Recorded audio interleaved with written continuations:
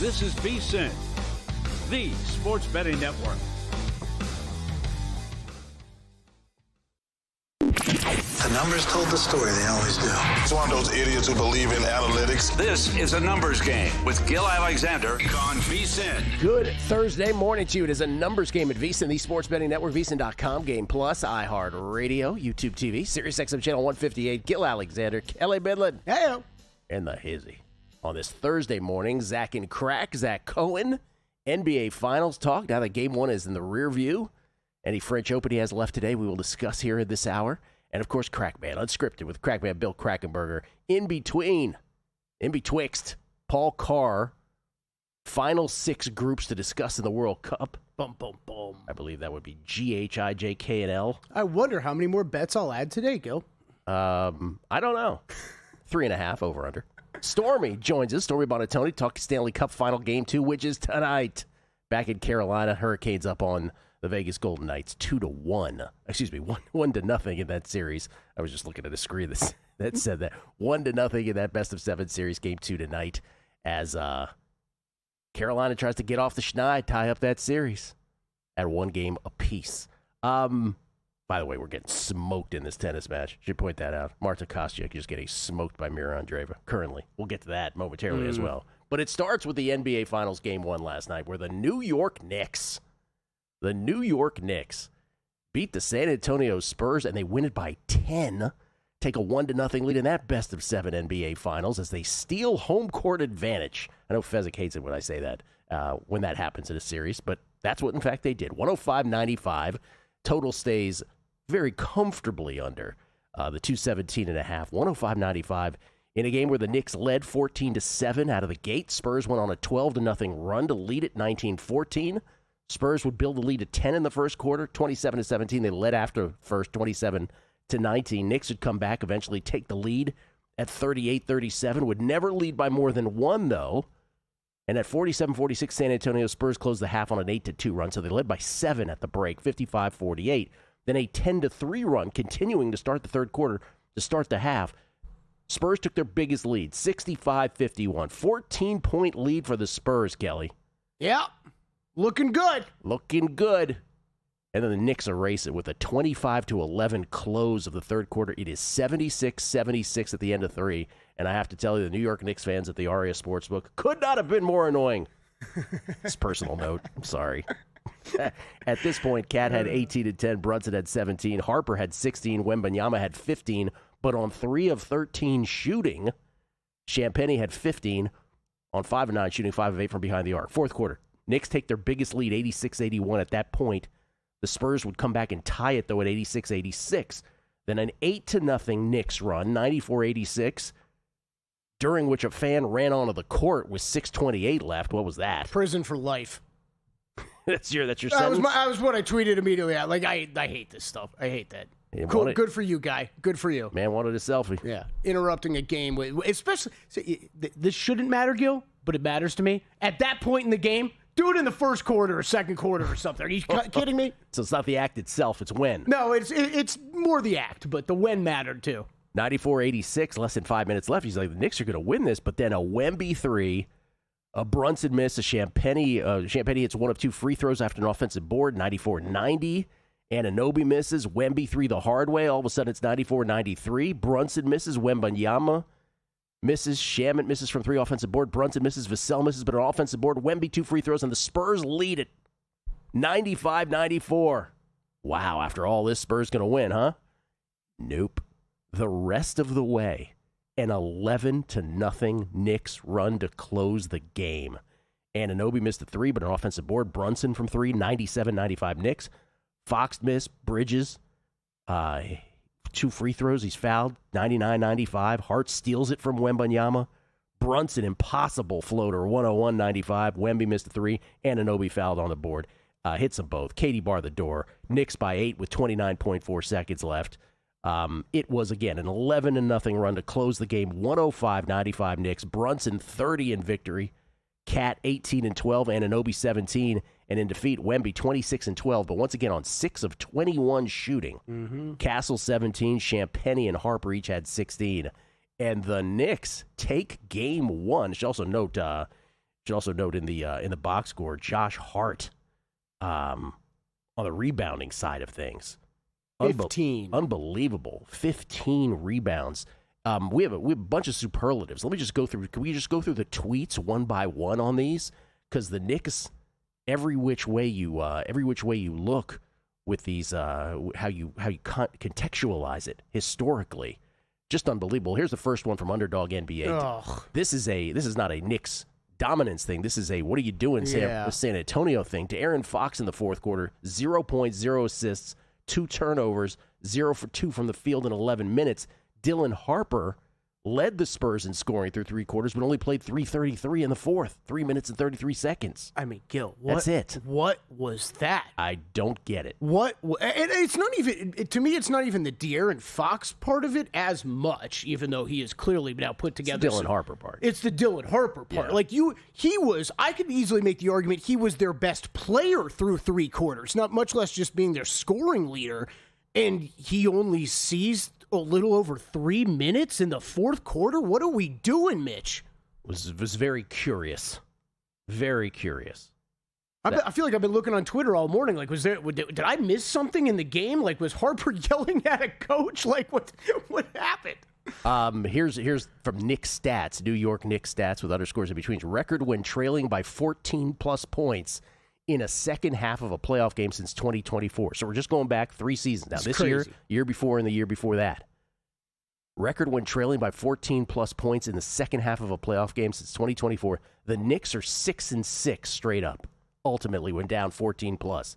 The rest of the NBA in those types of games, 10-100. That's what the Knicks did last night. It's incredible, man. Again, Keep doing it. you couch it any number of ways. That's just yet another one. And then, of course, the dominance. Right? Oh, here's another one. Barry on here points out that the last time the Knicks had a lead in an NBA Finals game was June 17th, 1994. Yes, that day. The Bronco chase night. That's as long as it's been since they had a lead in an NBA Finals game. This, by the way, again, what's this? Their 11th straight win?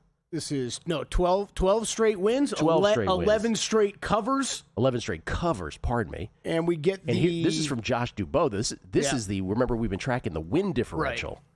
This is all this is what, the 12 game streak, or what is This is the or is this the entire playoffs? This is the entire playoffs, yeah. I believe. This is the entire playoffs. The 2026 Knicks are at plus 281. Look at the other teams. All those other teams right below them won the title, beginning with the 2017 Dubs, who were plus 242, and then the Jordan 96 Bulls, who were plus 210. Pick your favorite NBA legacy team below that. I mean, that's incredible. Mm-hmm. So plus 281 for the Knicks throughout the postseason. How about one more for good measure? Lev Akabas. The New York Knicks have outscored their opponents. Now, this is in the past 12 games. So maybe that was 12 that we just showed.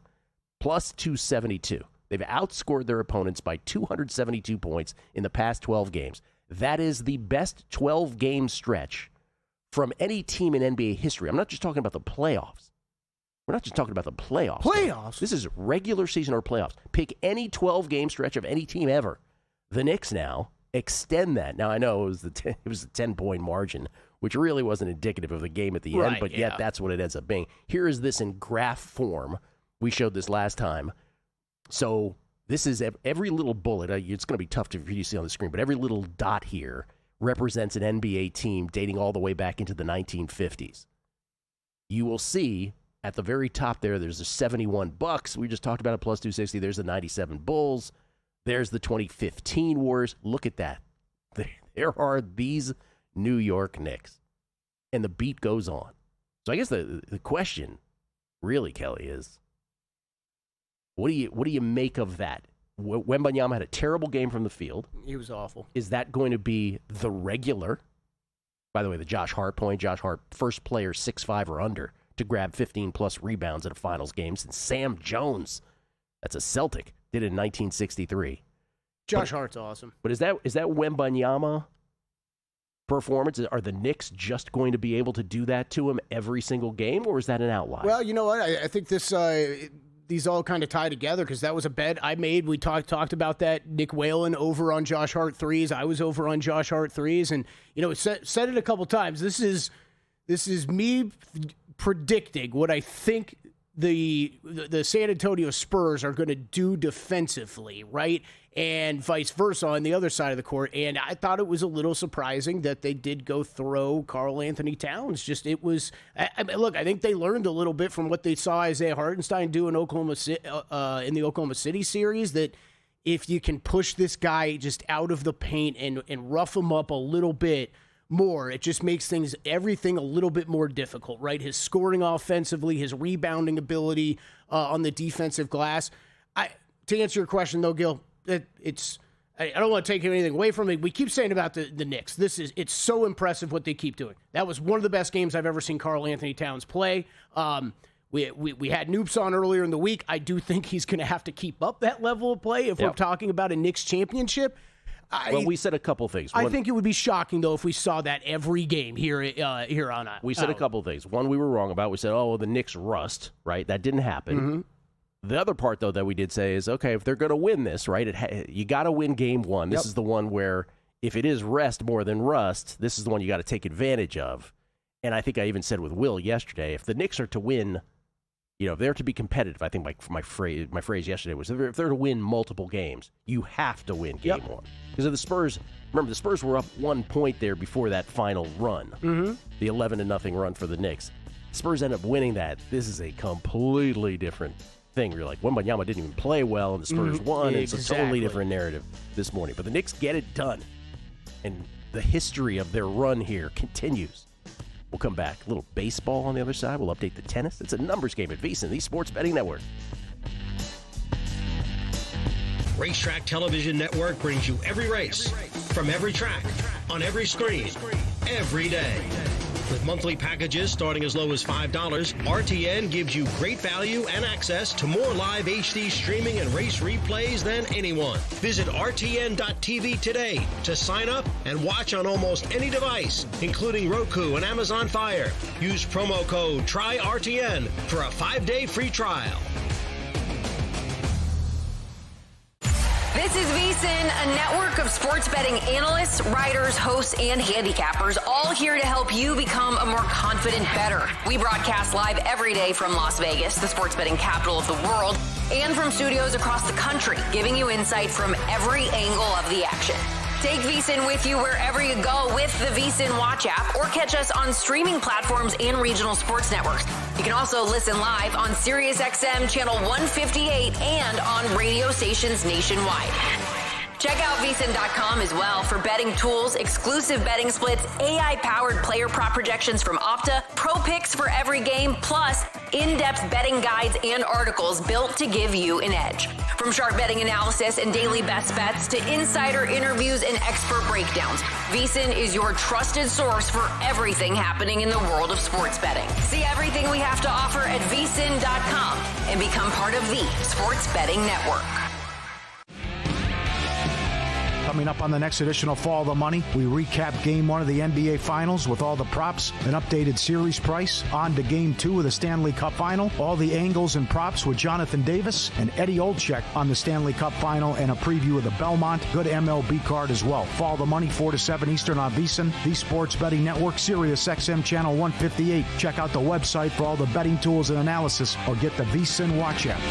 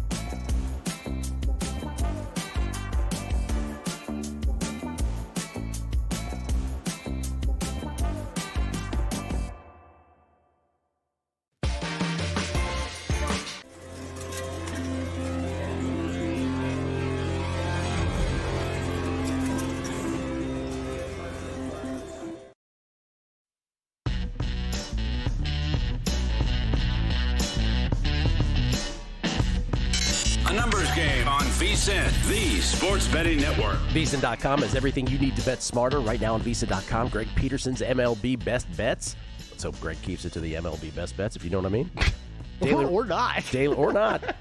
Be a whole different kind of website. Daily Racing Forbes Saratoga picks for today, and Jonathan Davis's VGK Carolina Game 2 prediction. And coming later today, Tyler Shoemaker's WNBA Best Bets, Zach Cohen's French Open picks, and Firekeepers Casino 400 simulation. And right now, early bird pricing is live for our football season special. Sign up today. Get access to everything VSiN does through the Super Bowl for just $175. The earlier you lock it in, the more you get out of it.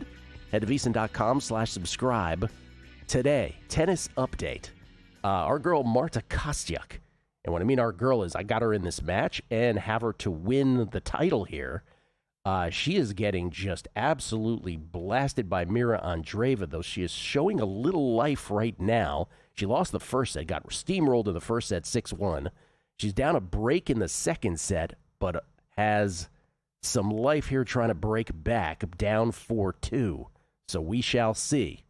You're never dead in this until you're dead, but Andreeva has been fantastic. We are behind the 8 ball for sure in this match. Later today, the only other match is the other women's semi, I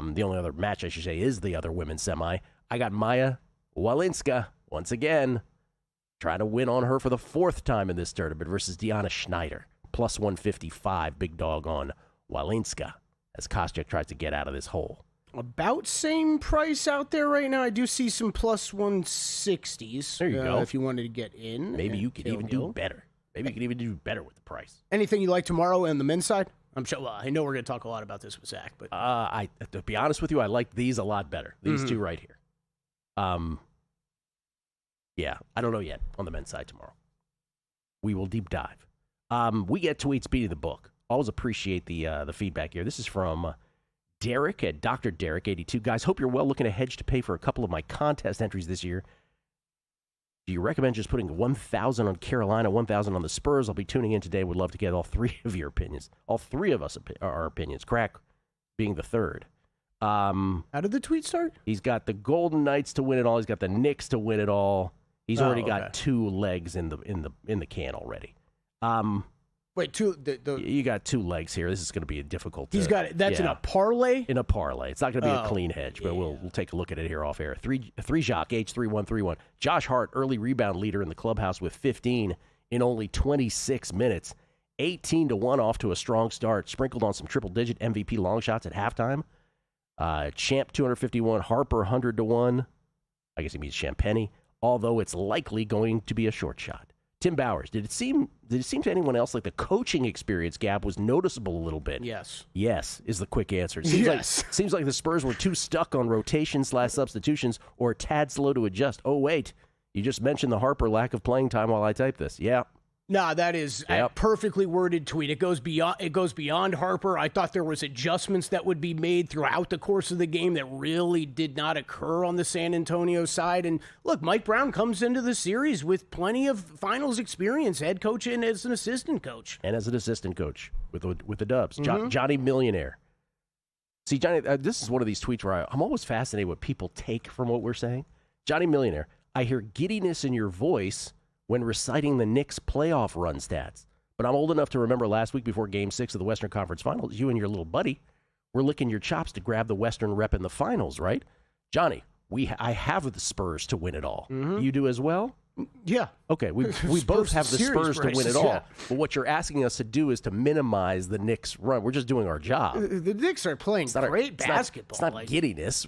It's counter to our bet, but we're just reporting the facts is what we're trying to do here. Anyway, you had more to say about that game. Yeah, I mean, actually, I'll get to it. Don't worry. Who is that, Johnny? Johnny, I reloaded today. Don't worry about that.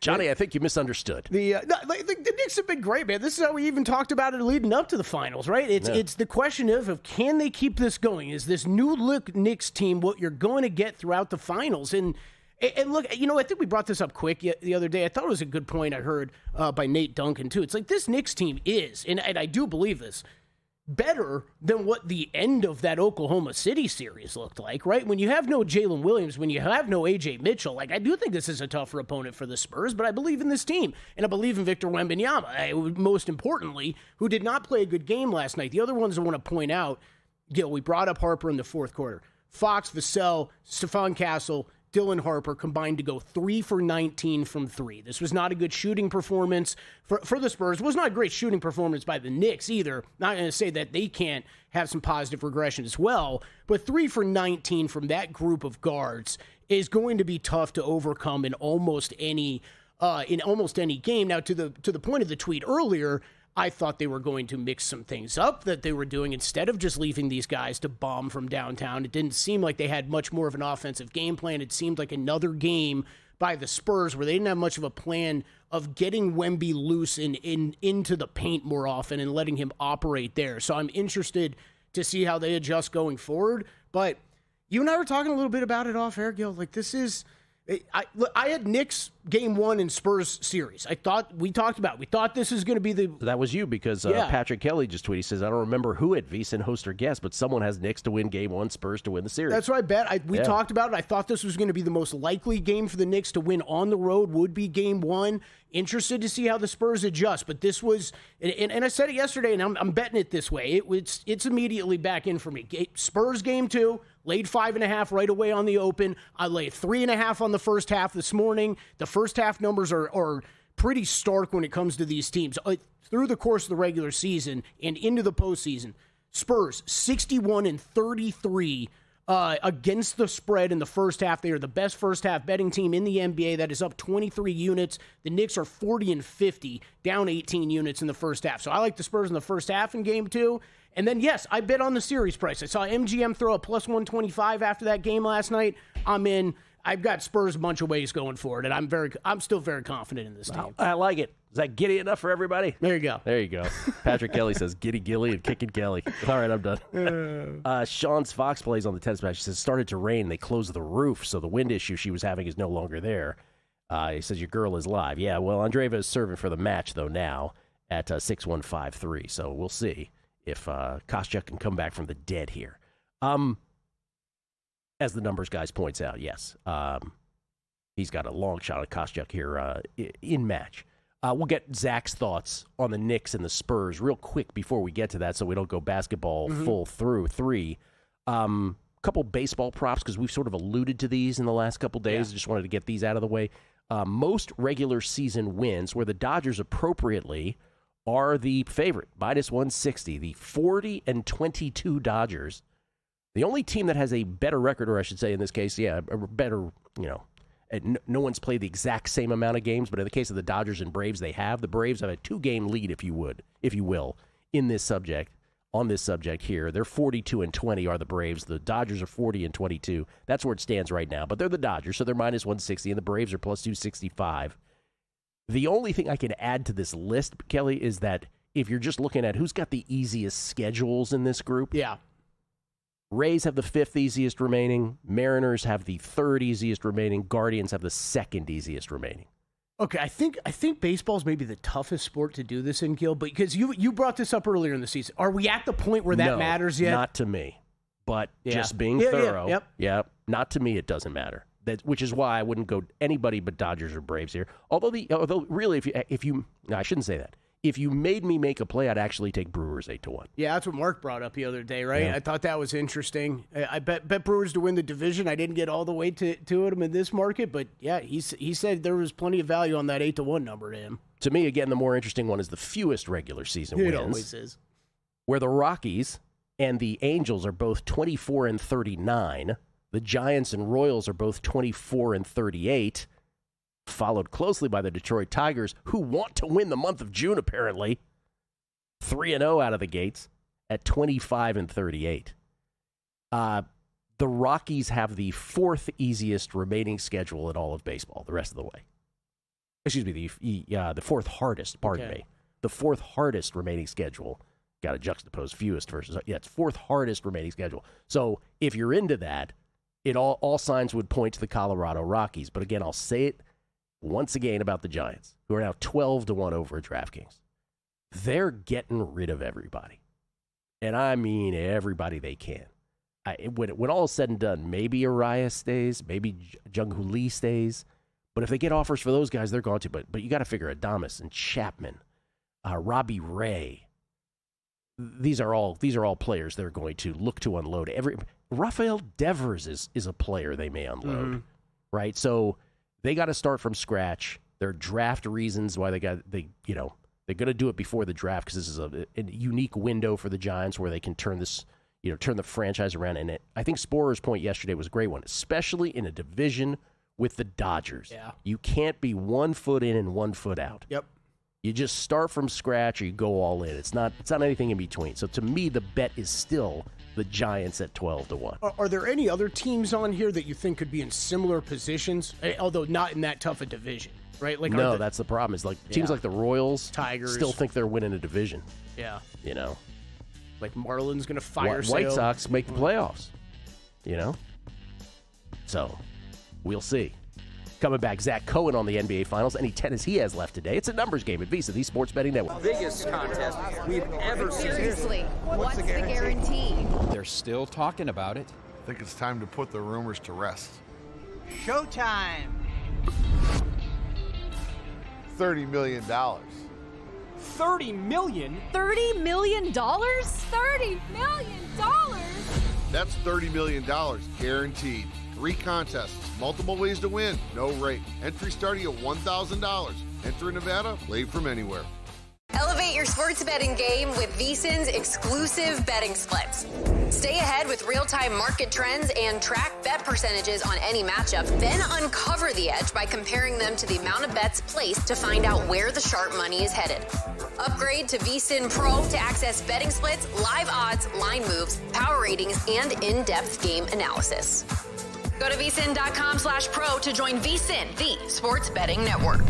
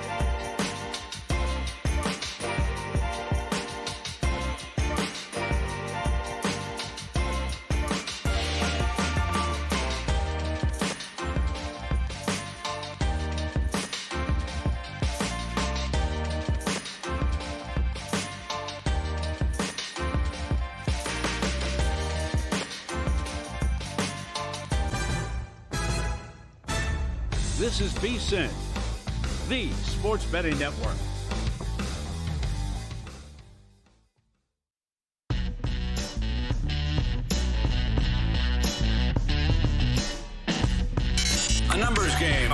VSiN, the Sports Betting Network. Circa's 2026 football contests are open, and you don't have to live in Las Vegas to play. After your required in-person registration, Winner Circle Proxy handles your weekly submissions so you can make your picks from anywhere in the country.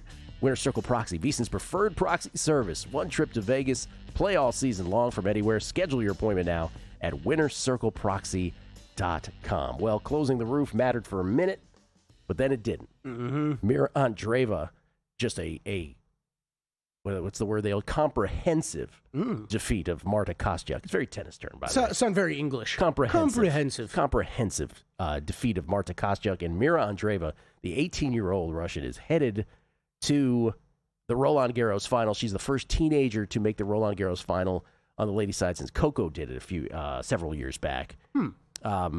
And we were just talking to Zach off air, and we'll just point this out. We're not a political show; we're apolitical. Marta Kostyuk is from. By the way, that kills our second tier future on Kostyuk as well. Kostyuk is from Ukraine. Andreeva is from Russia. Kostyuk, understandably, right, as Ukraine just gets repeated bombings daily, still after all these years, unprovoked, right? Has this stance where she won't shake hands with Russian players. The only problem is that Mira Andreeva is 18 years old, and it's a little, I don't know what the word is. It's a little odd to do that to an 18-year-old kid who is like this sweet, this young lady. It's an awkward situation. It's awkward, but it's like, okay, you're gonna do it to the kid also. Yeah. I get it. Zach Cohen joins us. I don't know if he has any geopolitical takes on this. Let's not do that, but it is a little odd, isn't it, Zach? Yeah, that's about as far as I'll go with it. I just think it's unfair to Andreeva, who is just like seemingly the nicest and sweetest girl ever, and like her hobbies are all like that of like an 11-year-old kid. Like she just seems like so nice. To have to deal with that just doesn't seem fair. She plays with Legos. Yeah, Kostyuk is snubbing her at the net. Yeah. All right. Well. So anyway, we lose on that one. I have Maya Walinska still to come as a big dog. You do as well, Zach. Yeah, I took her yesterday, plus 162. I would still take her today. I think it's down to like plus 140-ish, but I just feel like the gap isn't that large between her and Schneider. I know that this is a player that is relatively unproven at the WTA level, but 5 clay court titles at the lower levels of women's tennis since 2024.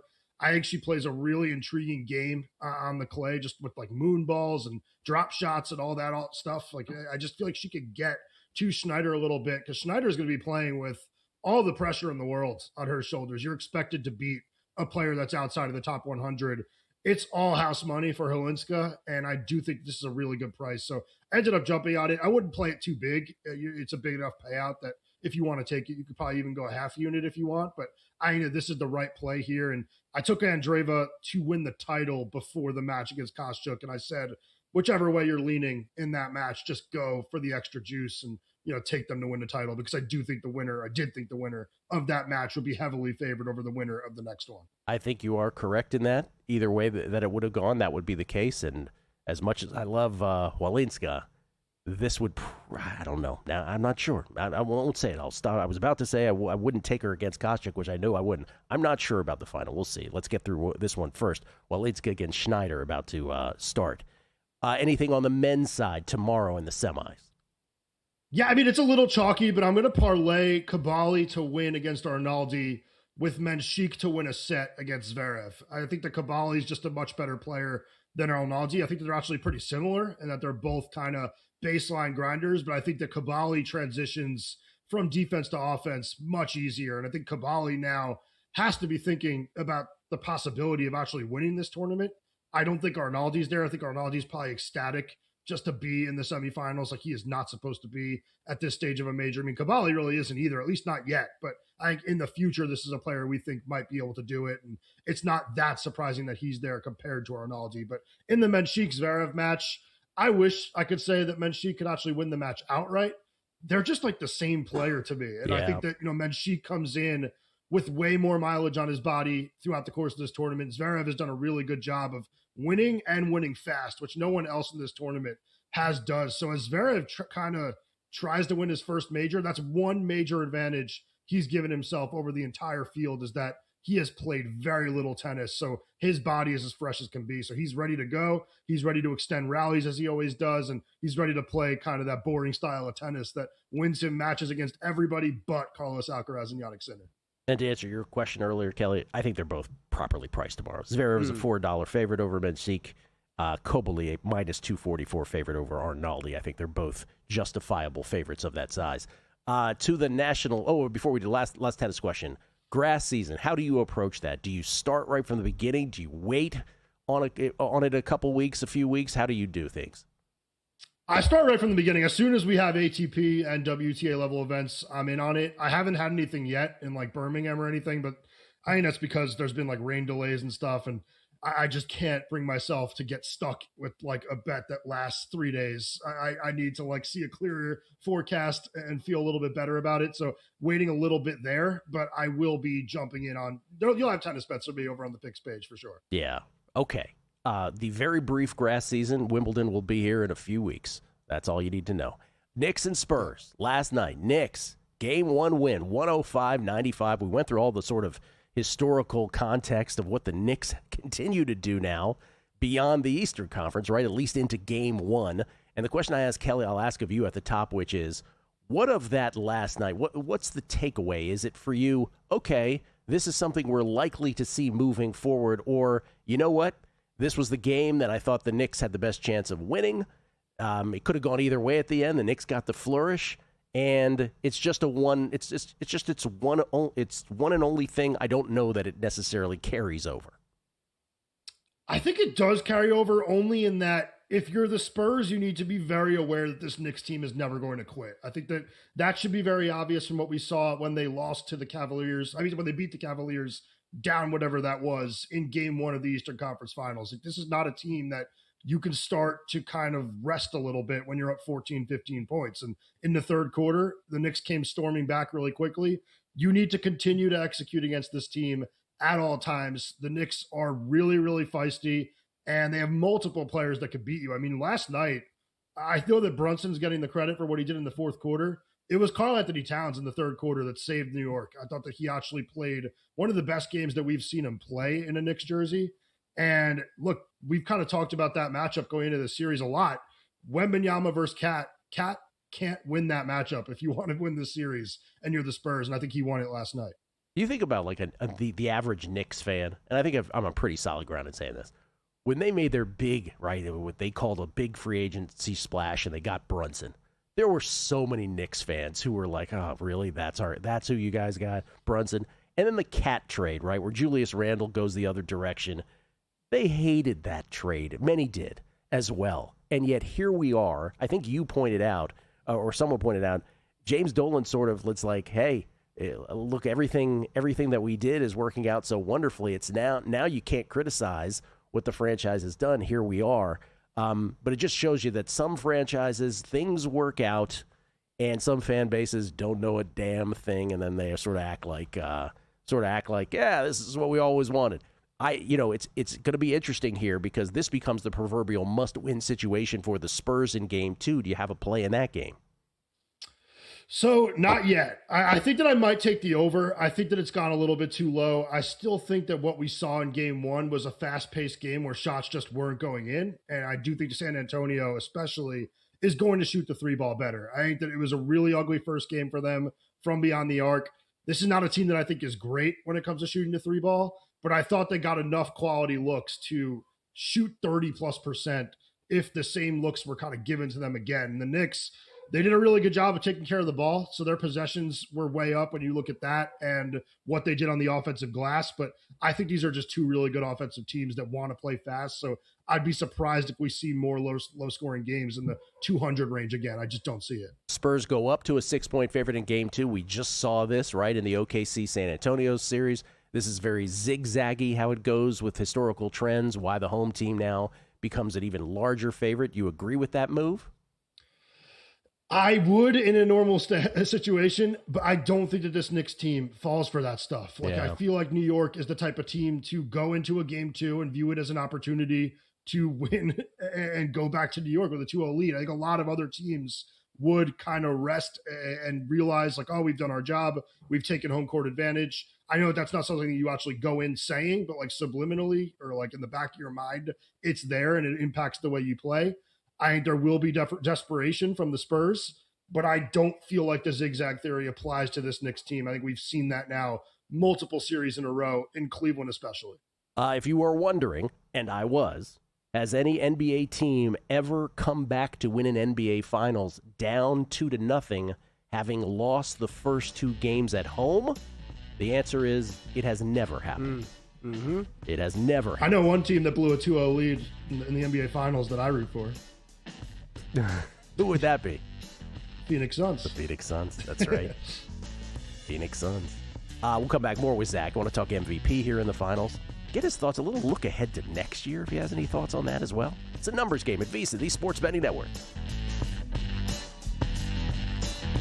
VSiN's player prop projection tool is now available for the NBA. Get projections for points, assists, rebounds, and more powered by Opta AI. On VSiN.com/NBA props, we line up our projections against the latest DraftKings odds so you can quickly spot mismatches and find value before the market adjusts. The NBA player prop projections tool is available exclusively to VSiN Pro subscribers. Check it out now at VSiN.com/NBA props and join us on the Sports Betting Network. Your favorite VSiN shows and personalities are now available to download as podcasts. Catch every hour of our live broadcast with VSiN Best Bets, or find your go-to show and download it directly. Get instant reactions to last night's games, sharp analysis on today's biggest matchups, and everything in between. Whether you're commuting, working out, or just catching up, VSiN lets you take the action with you wherever and whenever you want. Search VSiN on your favorite podcast platform and get in on the action with VSiN, the Sports Betting Network.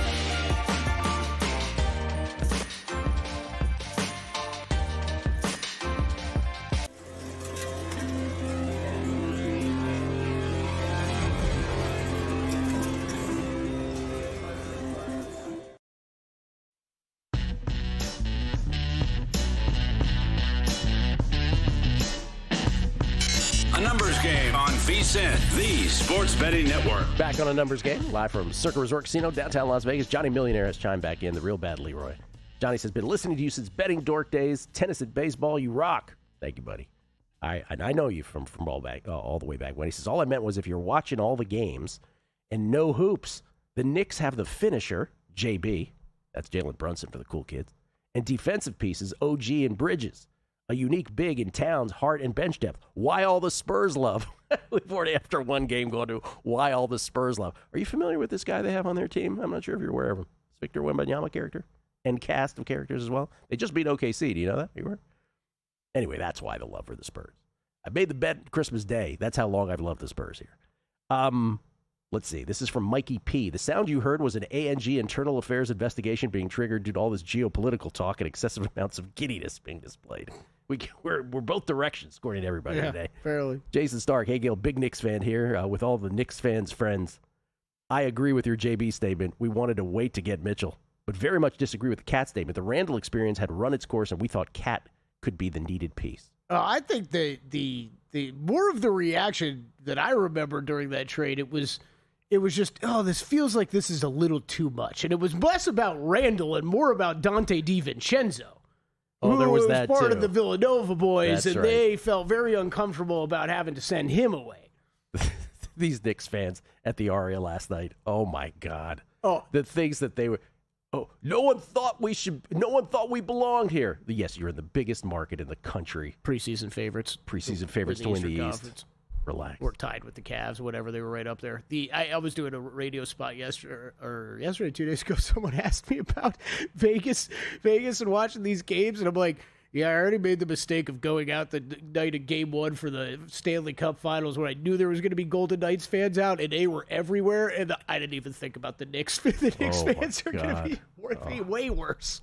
I was so quiet taking it all in. Scrabble Star, did we make a mistake? Biscayne Dog 74. He says, is it just me, or is Zach Cohen a doppelganger for Chris Felica? Voice? Check. Cadence? Check. Good content? Check. Hair? Well, he says. Everything but the hair. That is at least the second time I've heard it about the voice, which I don't hear because we talk to these guys all the time. But maybe. Yeah. And finally, Warrior013, Matt, I think winning that game on the road while scoring 30 gave Brunson a stranglehold on finals points winner. Even an average next game, he'll light it up at home. Well, he's also the short shot to win MVP. We bring Zach Cohen back now, courtesy of the Progressive Guest Line. By the way, you can follow Zach on Twitter at BettingOnX, part of the whole glue that holds this whole operation together. Not as entertaining as Greg Peterson, but no. Who can be? But, who is? Who is, really? Jalen Brunson, let's just talk MVP before we get to next year. MVP right now after Game 1. Jalen Brunson minus 105 at DraftKings. Victor Wembanyama plus 125, and then it's a couple Knicks. Cat at 11-1, OG 70-1. That's where it drops down. Oh, the dog does not like the OG. It's OG Anunoby at 70-1. Sound about right to you? Cat to me before the series, I said, if it's the Knicks, it's got to be Cat. You still feel that way? Yeah, I felt that it was Cat as the best value by far. I think that Brunson and Wemby, obviously most likely, but you just don't want to pay those odds to take an MVP winner. So yeah. I think that Cat, when he was like closer to 18 to 20-1, that definitely looked like a great play. And now that we've kind of seen a game of him playing really well and dominating on the offensive glass, feel even a little bit better about it. So even at the double-digit price, I think it's worth it. But yeah, I think the Cat is the way to go if you want to play this. I think if New York wins the series, it'll be because Cat played awesome. Hardwood Handicappers, by the way, is the basketball podcast that Zach hosts. You can scan the QR code on the screen and download and subscribe. Kelly's on that show when he's not big time in Zach as well. Hey, me and JVT showed up the other day. Wow. Full finals preview. Wow. How many? Go back in time. Every morning, right, Zach? Every morning? It is every morning. It's Monday to Friday, although I don't know when that's changing, so I need to be careful about locking myself into Monday to Friday for the whole summer. Well, this is a terrible question to ask you because now I'm going to hint to the bosses that maybe you can talk about stuff every day throughout the summer. Let's talk about next year, which I just sort of threw out, and Zach's like, I got a lot to say about this. Plus, Zach's a big draft guy, man. There's big always draft guy. Yeah, come on. You've got weeks until the draft, Zach. I need Zach. a daily draft pod. Zach's going to kill us. All right, next year, Spurs plus 230, OKC plus 230 to win the title. I think we'll see that for years to come. Celtics are 5-1. These Knicks are 8-1. Everybody else, including the Nuggets, start at 25-1. What piques your interest? Yeah, so I'm looking a little bit further down, and it starts with the Pacers at 30-1 for me. I'm really interested in seeing what Indiana looks like when they come out next season. I know it was a really ugly year, lots of injuries, didn't have Halliburton the entire season. But I do think, like, for as bad as that trade was that they made in terms of not getting a lottery pick from the Clippers, it still brought in Ivica Zubac, who I think is a major, major upgrade over Miles Turner. And this team was a Halliburton injury away from potentially winning the title last year. I thought they were going to win that game, and Halliburton came out firing in that game 7 before he went down. So I think this is still a really good team. If Halliburton is healthy after that Achilles, and I've already seen some good videos of him practicing, doing full court drills and all that good stuff, I still think this team is just as good as they were a couple of years ago, if not better, with Zubac in there instead of Turner. I think it's going to be a different look because Turner is a stretch 5. But I think Zubac is a post presence that they've never had and a much better defensive player than Turner. Pacers, who took a 1-year hiatus from basketball with the Halliburton injury, 30-1 to win it all next year. Would have been better if they hadn't made that. Well, I mean, look, they must love the Zubac fit right after Miles is gone, so they don't end up with the draft pick they want to. But there you go with the Pacers still 30-1. How can you, with the Thunder and the Spurs at the top of the Western Conference, can you even make a case for another Western Conference team with any sort of confidence? Not right now. I mean, you could take a speculative play on like a team like Minnesota, where you just know that Tim Connolly, one of the best kind of GMs or president of basketball operations in the league, is always going to be very aggressive and find ways to improve the roster. And I still think that that's a team that is very well coached. I think they're always going to be good as long as they have Ant. And if they can make the right move this summer, then sure, they might end up getting back in the mix. But I did look a little bit further down, and like, this is not a play to win the title by any means. And I'm sure you've heard this from Jonathan Von Tobel already, maybe even Kelly. But the Utah Jazz are down there 200-1 to win the title. That is not something I'm looking at. But if they are down there with only, 6 teams below them on the odds board, that means we're probably going to get good prices on them to go over their win total or make the postseason. And I think that team is definitely going to be in the postseason next year. I think they have a really, really good roster. I think the win later trade that they made to get Jaren Jackson Jr. at the deadline will end up paying dividends for them this season. And I just feel like it's a very unique roster, and that you can kind of always have just multiple giant players on the court, whether it's Ace Bailey, Larry Markkinen, Jaren Jackson, Walker Kessler. Like, this team is going to be really, really talented and really big. And I also think that they're very well coached. So I think the Jazz will make the playoffs next year. And very similarly, Washington, right up there, like a little bit above them, 100-1. That's a playoff team to me as well. I know that you have to bank on the health of Anthony Davis and Trae Young, which is never great. But I think if those guys give you 40-plus games with the young core that the Wizards have already put together, I think that that's another team you could expect to be in the postseason. Yeah, so just repeating, he's not saying bet these 2 teams to win the title, because if somebody's going to come back, hey, Zach said those teams will win the title. That's crazy. Yeah. Just waiting on other markets for those 2 teams. Jazz, again, Keontae George. Let's assume it's Darren Peterson at 2. You know what they say about assuming. Markkinen, Jaren Jackson Jr., Walker Kessler, and as Zach pointed out, AD, if he decides to stay around and then actually stay on the court. Trae Young, Sarr, and then Debonsa, right? Debonsa with the first pick of the draft. So that's how those cores look. Yeah, I'm definitely there with Zach on the whole. I know all 3 of us from the Hardwood Handicappers are on the Jazz. That's for sure. But yes, not what Zach said. Not to win the championship. I do agree with you, Gil. I think. I actually really don't think there's a bet to be made when we talk the Western Conference teams now, because you're gonna bet plus 230 and wait a year on that. Like, I'm not doing that, and I don't think you can consider anybody else. I will bring up one more team because I hadn't really looked at this yet. I seem to remember a team in the East who had the second best net rating from January 1st to the end of the season, and they are 90-1 on this board. Charlotte Hornets. What are we doing? Okay, all right, all right. Which is last question, last 30 seconds, unless you want to comment on that. What's the team towards the top of the board that you believe in the least? Ooh, let's do it the opposite. I guess just based on the rumors going around about players wanting out, I'd say the Celtics, after what we just saw in the first round, I think that they looked, against the Sixers, I thought that they were really, really lousy. And I think that with Jaylen Brown potentially being unhappy there, you might be looking at another summer of change. I also thought that they maybe missed a window to go out and make the Ivica Zubac trade that the Pacers did. I think that, prioritizing the center position would have been really wise for Boston. I don't believe in the Celtics as the top team in the Eastern Conference next year. So I think that's probably the one that I'm a little bit nervous about right now.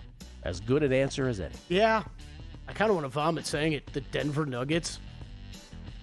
I love Jokic, but we're off.